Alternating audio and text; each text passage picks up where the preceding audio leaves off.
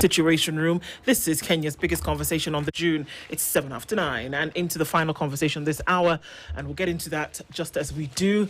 Are you passionate about creating a better future for Kenya? Is your answer yes? Well, you're not alone, because I&M Foundation is a social investment arm of I&M Bank Kenya, and for the past 5 years, the I&M Foundation has been making a real difference, investing significant amount of 2% of the bank's annual profit. It's the highest commitment in the Kenyan banking sector, with impactful programs. So their work focuses on vital areas, and the big ticket item is environmental conservation. The I&M Foundation is dedicated in protecting our resources, the precious and natural heritage, through strategic partnerships and community-driven initiatives, ensuring a sustainable future for all. They're also into other pillions such as empowerment and enabling giving, as well as economic empowerment and education and skills development. They believe in impact, and are achieving it through focused action. So as we renew our pact to keep impacting, let's learn more about the I&M Foundation's vital work and how you can potentially collaborate by visiting imbankgroup.com/foundation to learn more. Powered by I&M. And speaking of impact, in these tough economic times, someone who's somewhere feeling nobody's listening and nobody cares about their situation, well, I&M does. And when you voiced your concerns over bank to M-Pesa charges, they heard you and they waived them. When you struggled with short-term loans, they also heard you and introduced a flexible 90-day option right on your phone. They're listening and they're also responding. So because your financial well-being is their priority. Now, experience a bank that's on your side. Open your individual or solo biz account today via the I&M Bank on the Go app. Fantastic stuff, and way to go. We're going to look into a debt conversation this hour, and you wonder what? Well, we'll tell you in just a minute. Professor Tia Warris is a UN independent expert on foreign debt and international financial obligations. You didn't know that folks like that existed? Well, they do. And she'll tell us exactly what she does after we say welcome to the hot seat of the Situation Room, Prof. Thank you very much. It's a pleasure to be here. How are you doing? I have a cold, but I'm good otherwise. Thanks for asking. The weather is doing a doozy on many people. So we'll wish you the best. The seat is hot, so hey, for at least this hour, we can keep you warm. We are glad to have you in the chair this morning, and a number of issues that we'll be looking into and discussions that we'll be having around. But we want to welcome you in distinct Situation Room fashion. Dennis is going to tell us what country you are in this week, and we normally get different proverbs from different countries every week. Okay. And we'd like to get your interpretation of what Dennis will share. Okay. Yeah, we are in the country that is known as the land of 1,000 hills. It's a small but scenic country, a country with a gorilla population that is just amazing. And it's also one of the cleanest cities, not only in Africa, but in the world.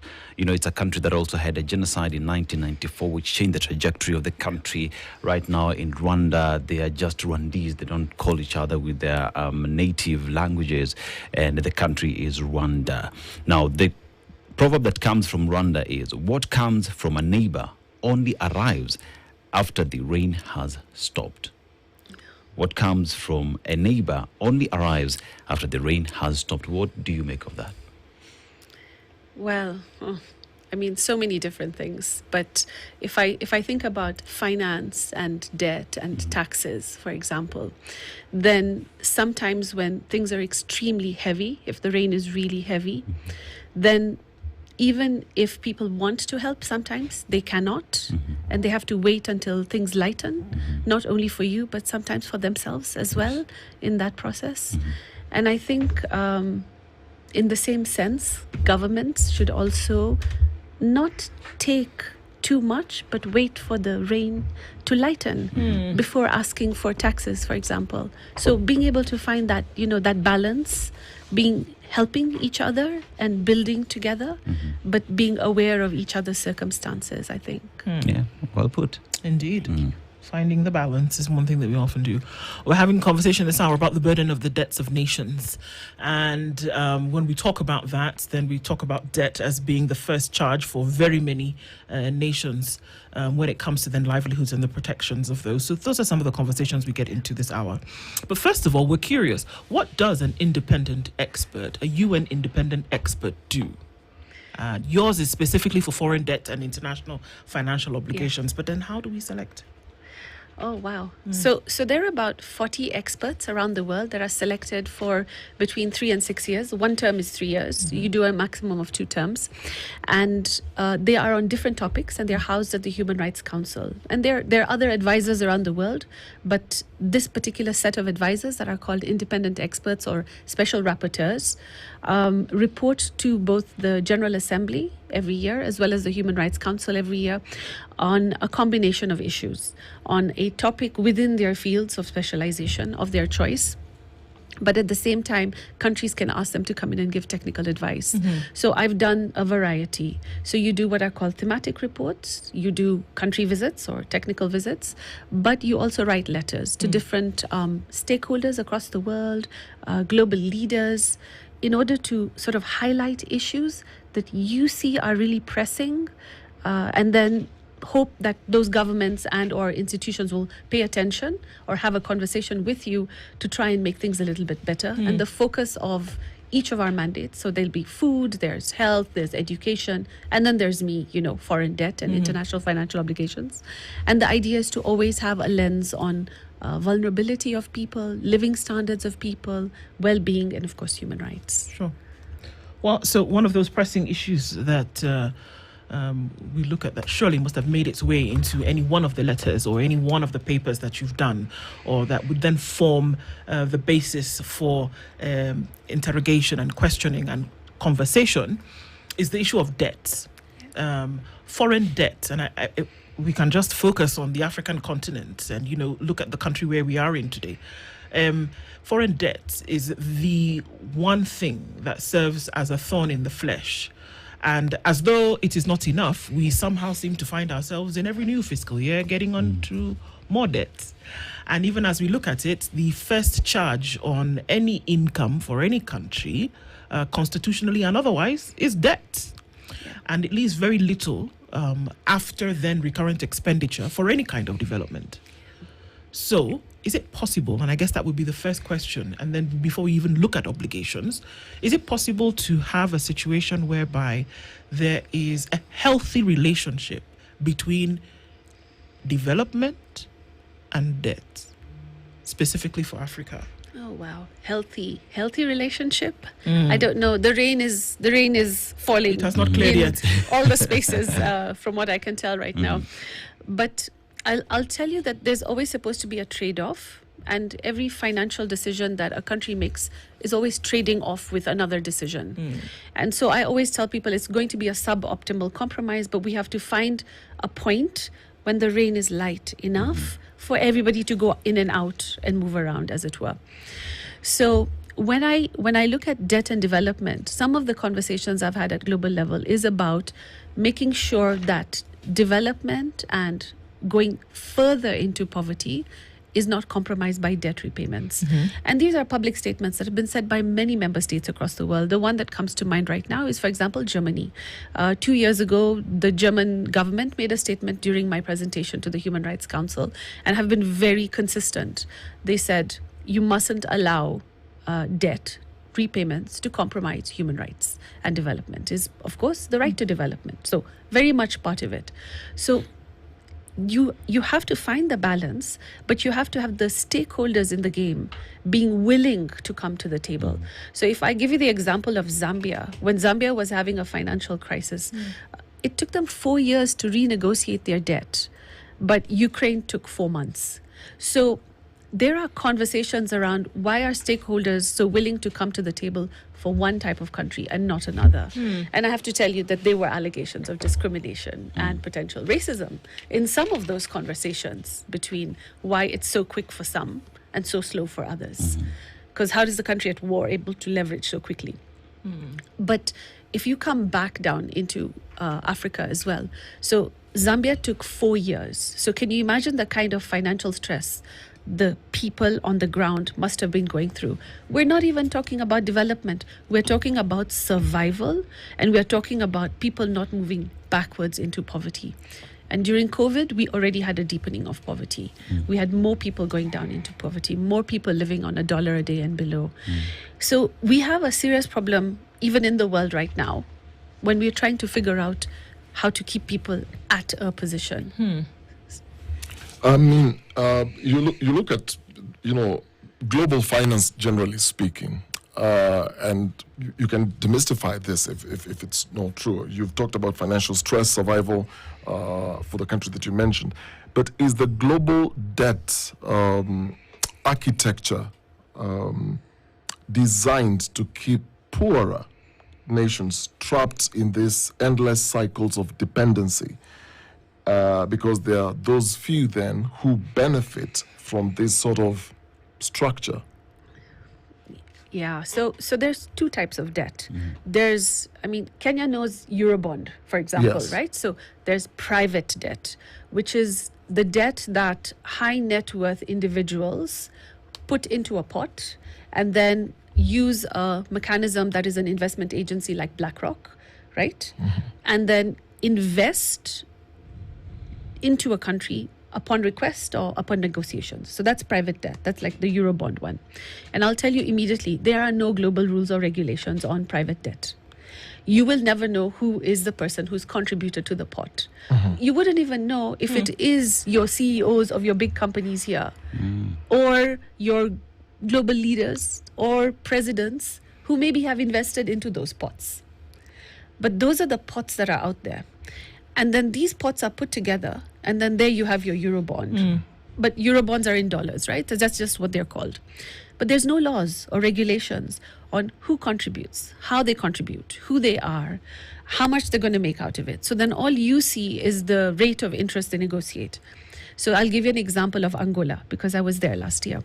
And Angola successfully paid off its private debt. So when it wanted to go back onto the table for the next debt, they would be paying like 8.5, 8.75% interest rate, and they were honorable and they paid it off. And now they came back on the table for a new debt, and the offering was 13%. Why? Because they're good for it. But there's a big difference between a corporation that is a profit-making entity that's going to make more and more profit. Therefore, you're going to think about more and more interest rate. And it's a very different conversation for a country that's trying to build infrastructure. And the only time when you'll see some kind of dividends is when the infrastructure is complete. If you take the example of Kenya's road, this beautiful trunk road we have from the airport, right? Until it was completed, you don't see the economic benefit of it. You don't stop taking a 20-minute versus a 2-hour drive to move goods because the loan has come in. The difference is when the road is complete. So this was something in private bonds, and this is a problem for private bonds. And if I move you across to sovereign bonds that are public, like the IMF ones that are very, very famous across the world, then I'll tell you that those agreements are confidential. They are not for public consumption. So a domestic population has no right to know what is in it. Can I sorry, Odious, those words that you've said are a bit troubling. Yes. Because if they're a private agreement on the basis on which this loan will be taken. However, to repay this loan is very public in nature because of the fact that the majority of this will come from taxpayers' money, or there will be some kind of infrastructure that will suffer as a result of this money having to be paid back. Yes. How do we claim the privacy in the beginning, but then make it public at the end of the day? So that's like the $1 million question in debt. So I'll tell you that at the Financing for Development negotiations that are going to be concluded at the end of this month in Seville, a creation of a global debt framework agreement is the biggest issue on the table because of, amongst other things, what I've just talked about. Because that's just it. So I will be a government. I will come into power. I will reach out for loans, right? Then I will get a loan. You will not know about it as citizens in that country. And then 5 years later, we've not even begun repaying interest rates. Forget about the principal. And then I lose the next elections, right? 5-year cycle, and I'm out. But then the repayment cycle then starts after I've left. So this new government comes into power, whoever the new government is. There is no debt list. There is no list of, here's my handover notice. Yeah, like when you change jobs, saying, here are all the loans we took, here are the ones we inherited from previous governments, here's the repayment schedule. You don't get to see that until you come into power. So it's like a catch-22. Those are the global rules. So we need to change those global rules. So this is not a Kenya-specific problem, which I think is something that often Kenyans feel, right? That they're the only ones in that issue. This is a global problem. These agreements only come out into the public domain when they're leaked. We have to change that, because you're absolutely right. 6 years later, 5 years later, we are now being asked to pay more taxes to pay off the loan. But now, if you invested in the infrastructure properly, in the ideal situation, your investment into the infrastructure is what should be automatically generating the increased revenue. Government should not have to look for more taxes. That's the rhythm of the debt agreement. So if you don't put that rhythm into place properly, then you have the situation which you see in many countries, where when those times for repayment come in, and last year Kenya was a real test, right? Because we went through incredible strain with the extraction of resources in order to pay off the debt, right? Yep. And I don't think anybody did not feel that, right? So if investment takes place well, then the economy is supposed to already generate this. Then you shouldn't have more taxes. But then remember, we had COVID, right? COVID landed in the middle of all of these debt cycles. And nobody's economy responded the way they should, could, would, whatever. So none of the economic data right now, simply because of COVID, actually makes any logical sense on anybody giving a loan or getting a loan at global level. So that's sort of the mess as it is we are in, and we haven't come out of it yet globally. There is the question of the international debt institutions, financial institutions, and their rules. And then there is the aspect of the sovereignty of the countries and the laws that govern the countries. Now, you come to a country like Kenya, there is the need of public participation. But then here we have a debt that is being borrowed and it is confidential in nature, which begs the question, does the rules and the laws of the international financial institution override the sovereignty of countries? Well, that's so. It depends. Everybody's constitution has like a different set of clauses. So when you talk about the sources of law, some countries put their constitutions at the top, and then some of them list treaties next, right? So it depends on where you put it as a source of law. And then it is debatable and negotiable, but in your domestic jurisdiction. There isn't an international place to go and say, we don't have access to our agreements and we want access to them. So that's part of this whole conversation around financing for development in Seville, is where's the place to go when you're in dispute with the IMF? Where's the place to go when you to turn around and say that, 4 years is too long for renegotiation, right? So there are so many elements in all of this, and there isn't an international financial architecture. What I tell my students, what I tell people, is it's a series of bilaterals. It's Zambia with the IMF. And then there's another agreement, Zambia with BlackRock. But there isn't a place to go to and say, we have a disagreement with Zambia and BlackRock and the IMF, and we need a place to go to where we can renegotiate the repayments. And you know what? COVID just hit and we can't repay. So there are all of these pieces that have never been there. And it's because of this bilateral system that we're in this sort of quagmire, in a sense, that I think we're in right now globally. Yeah. I have a question. To just go back to what I earlier asked about the architectural design of global debt, and to qualify my earlier statement, who benefits really from this structure? When you say, when you talk about, these debt agreements made in private, in quotes, how, do they consider the health check of a country's economy, or looking at you're lending under harmful conditions? Yes, you've got this money. This country wants debt. But do they also go through a health check to see, okay, if you're borrowing this much, how can you afford? Because I look at a personal, somebody who goes to get a personal loan, you go through all those checks. Yeah. Do they go through these checks to look at how the country is actually able to repay existing agreements before making an agreement. Yes, they do. They do. Yes, they do. But then they still give the loan, even if the data doesn't quite show what it should. So I'll give you an example. Yes. And I can give you a Kenyan example.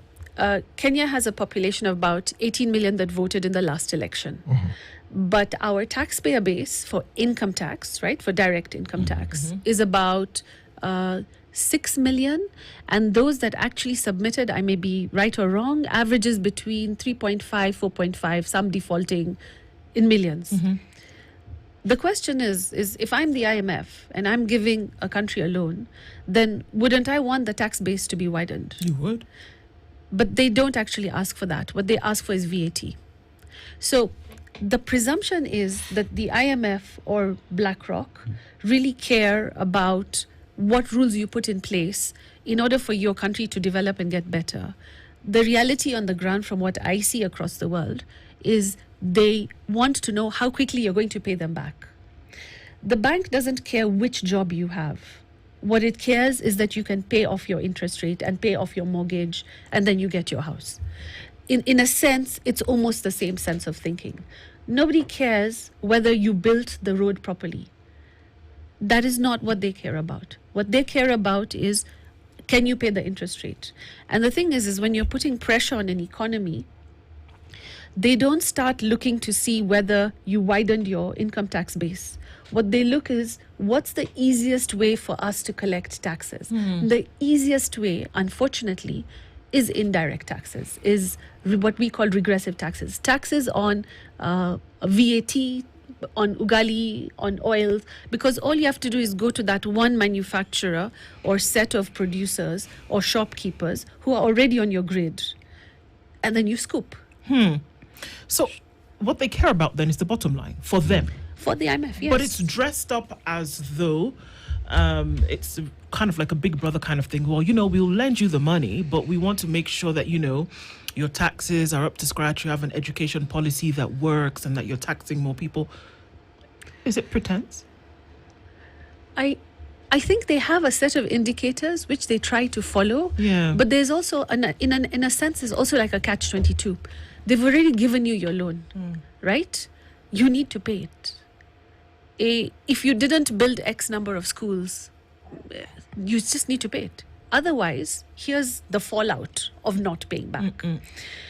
The fallout of not paying back is your currency gets declared as junk status. So suddenly, last year we fluctuated 160 up and down shillings to the dollar, right? Yeah. Can you imagine if it hit 250? 3 years ago, I was in Argentina. I landed in the country in the morning. It was 248 pesos to the dollar. By evening, it was 280. 6 months later, it was 600. A year later, it settled at 1,000 pesos to the dollar. If I'm the IMF, and it's 1,000 pesos to the dollar, and it started at 250, just using the time span when I was paying attention, like really paying attention, right, to Argentina. Then suddenly, every dollar you're trying to earn to pay off that loan is now 4 times economic productivity on the ground. So you also don't want that. You also want to get paid off. Sure. So there's all of this byplay taking place. And then countries make decisions. And that takes me to the whole issue of illicit financial flows, because one of the biggest challenges that now facing a country like Argentina, because I think they've just convicted the former vice president, right? Yes. Okay, so for illicit financial flows, which means the money should have been landing in the country, like physically. Imagine you take a loan. The money should land into the central bank and then get distributed out by it being spent on activities. But in reality, it may not have even landed where you would at least get transaction costs out of it. Yeah. Right? I'm really desperately looking for money for the country, and then it goes back out. In a lot of scenarios, it wasn't even landing in the country. And yet the people are paying. Absolutely. Because your domestic systems have to have the rules and regulations and the enforcement for it. Now, that is not really the IMF's responsibility, right? That is us. That's us as citizens in our countries. Argentina took an extra step 20 plus years ago. They nationalized the dollar accounts. Super dangerous, because now all of their businesses don't want to actually set up dollar accounts in their countries. So what you have is, I buy and sell raw materials that come into the country. I will give you the taxes, but my dollar account is somewhere else.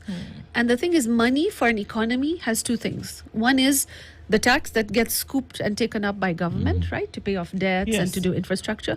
But the second value of money is that it needs to move inside the country.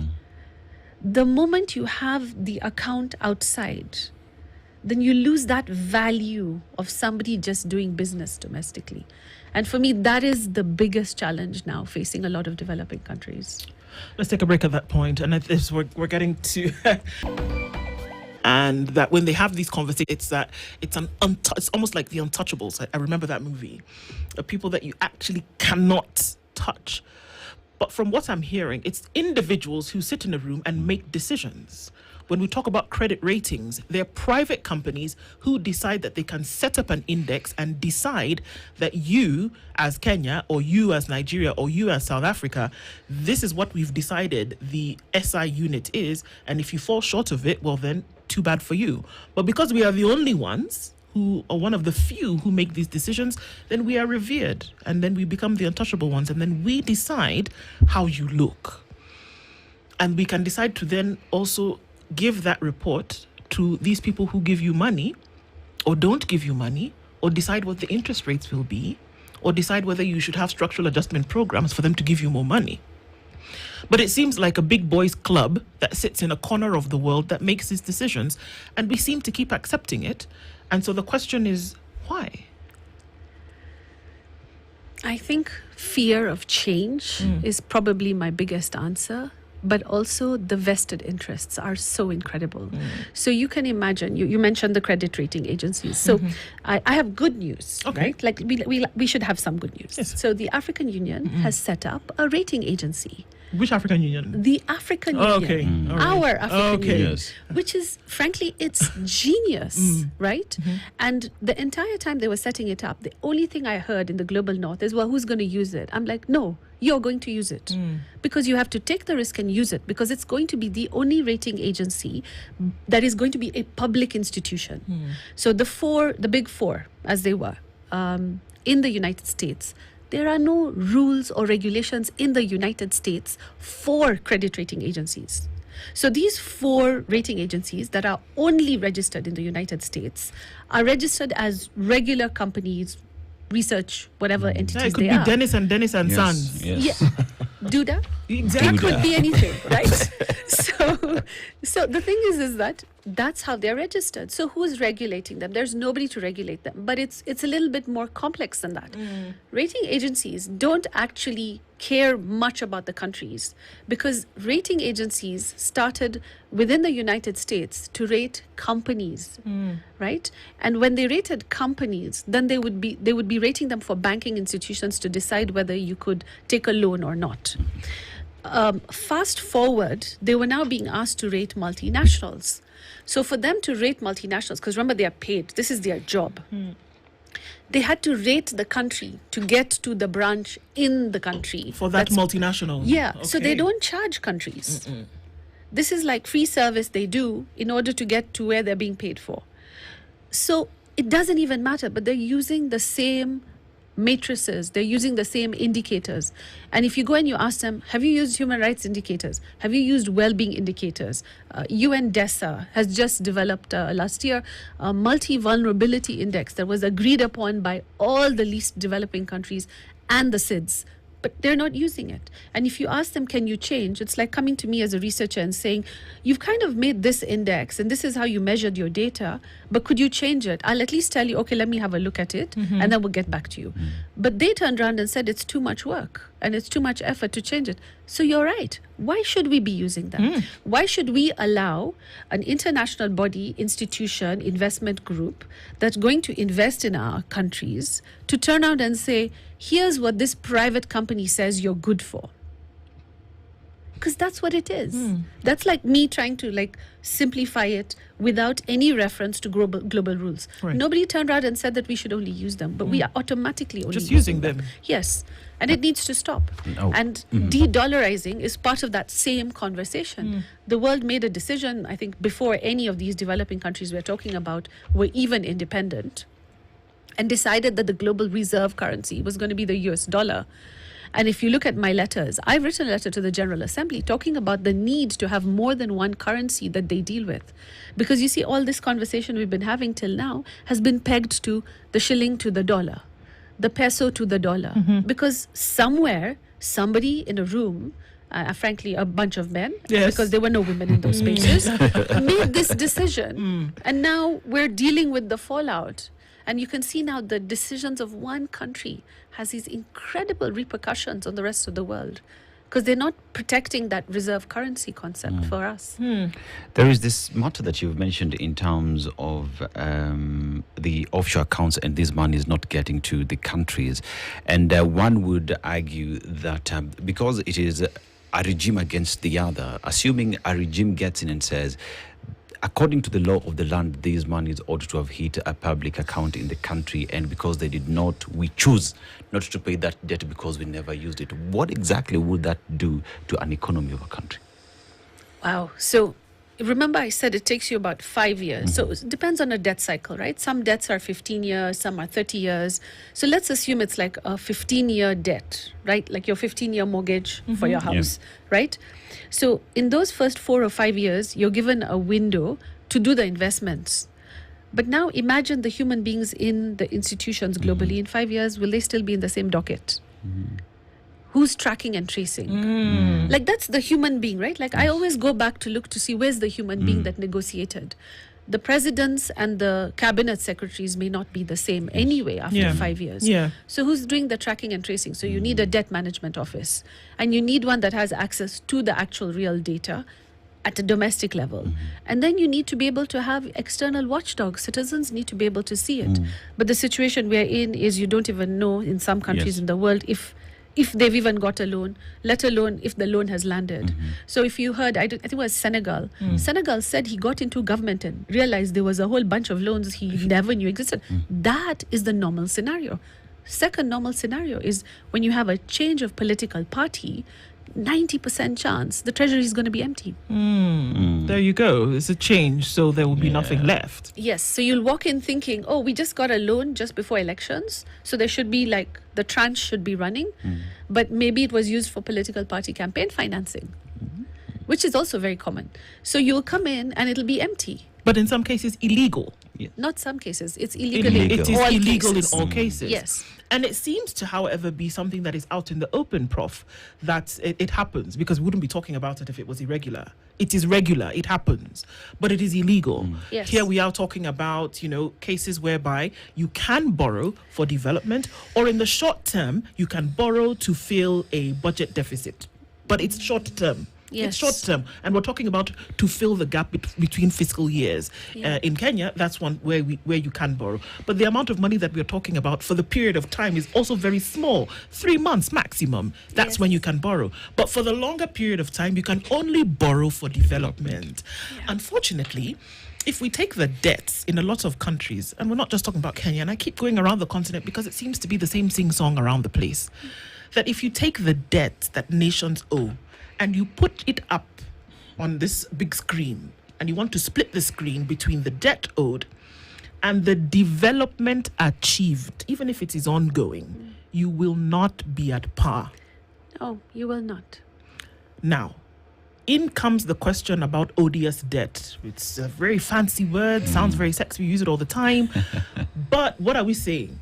That essentially there is debt that is owed for which we cannot see what it was used for. So essentially the nation does not owe that money.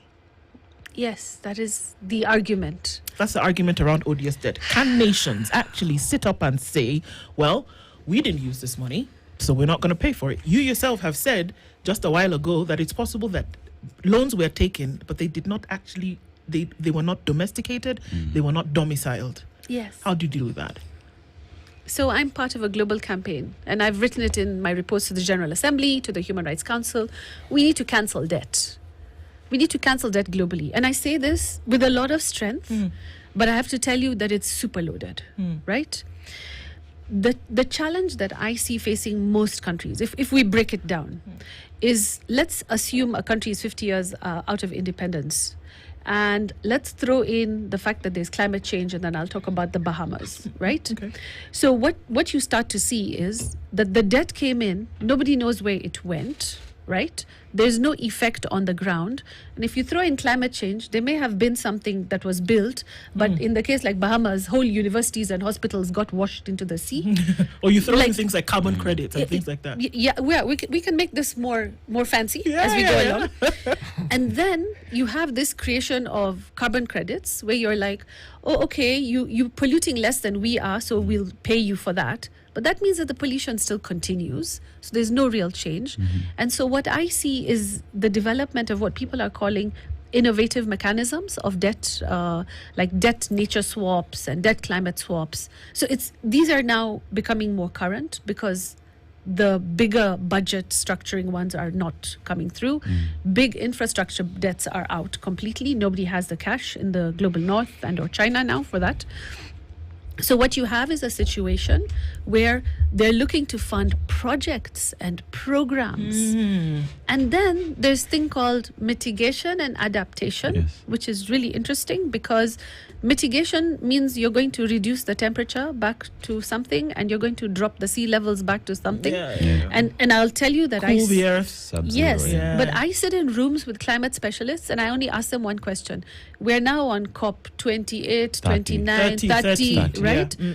Please tell me which financial intervention that people have come to people like me for that has actually even stopped the temperature rise. Let's forget about taking it back down or stopped the rising sea levels or taken it down. Because for me, this is the biggest challenge facing debt or tax or illicit financial flows, which you're also alluding to, is it has to have an effect. What's the effect? If it doesn't have an effect, please don't come to me for the financial intervention. Leave my financial interventions out of it and start looking at politics, start looking at corruption. Right? So those are the conversations I think people really need to sort of center focus, because that's where I have a challenge.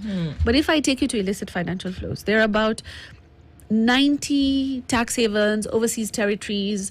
In Kenya, we have the Nairobi International Financial Center, but we don't really know what's happening there, right? But if I take you to these other countries in the world, like Bahamas is known to be a tax haven or a secrecy jurisdiction. And the problem is that you can only see the first transaction when it lands. So say, and there was a huge controversy with ODA as to whether or not you could use a tax haven to send ODA to a country. And that came about because you couldn't see it come. Because global financial data only shows you the first transaction. Being what? From Atia Associates to Do Enterprises. Okay. Yes. Okay. And then if Do then sends it to Da, we're not going to see it. The banking system will only show this and in a different space show the other one. So if you're only seeing one transaction from Switzerland to the UK, but it's Kenyan money that landed in Switzerland that then moved to the UK, then you see, you won't see where the money is coming from. That's why in the beginning I said, you don't even know who the high net worth individuals are, who are investing in the BlackRocks and the JP Morgan Chases of the world, who are then pulling the money together for the private bonds that are then being given. So there is this element that is almost silent in this entire financial space, and that is the human being. Who's the human being? We can't be talking of a company like a bank. We have to talk about who owns the bank. Who are the shareholders of the bank, and then who's the one with the cash. Sure. And so we have been developing regulations around what we call beneficial ownership.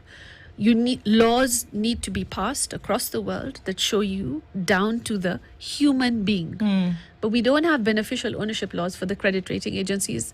We certainly don't have them for the Eurobond investors through private investment companies. It's impossible to have this conversation without talking about the politics around debt. And in the beginning of your statement, you talked about, how, for example, a regime can, go into borrowing, and the next one, because it's an election cycle. So you borrow, but the people are going to pay is the next cycle of the next government. Now, we look at private creditors, for example, and the politics around this, because I'm looking at two key loopholes. One is I have the ability to borrow, and I'm not necessarily obligated to finish off paying it in my term. The next one will bear the consequences of my borrowing.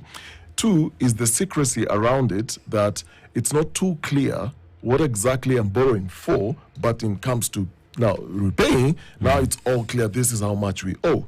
The question that I have is, because we look at private creditors resisting restructuring these deals, and there's always a conversation, how do we restructure this debt repayment?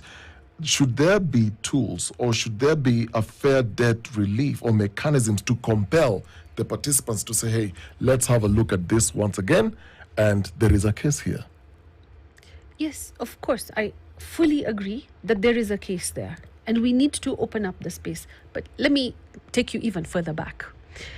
Africa and Asia went through slavery and indentured labor, which meant that we lost millions of people into the sea through forcible transfer. And there's a global call for, this is the year of reparation. The AU has declared this as the year of reparation. So let's just put the maths of it there, right? So from a person who works in fiscal law issues, financial issues, that human being is like an economic unit that would have been like a productive person, done work, built their family, but they're in the sea and they're gone. And we may have lost millions to the sea, forget about the millions to other continents, right? Now, we lost that ability to actually economically grow. And so that is now showing itself. Whereas the people that landed on the other side became productive for another country. So they've been developing on the backs of people from this continent and also from Asia, because both these continents have that history, right?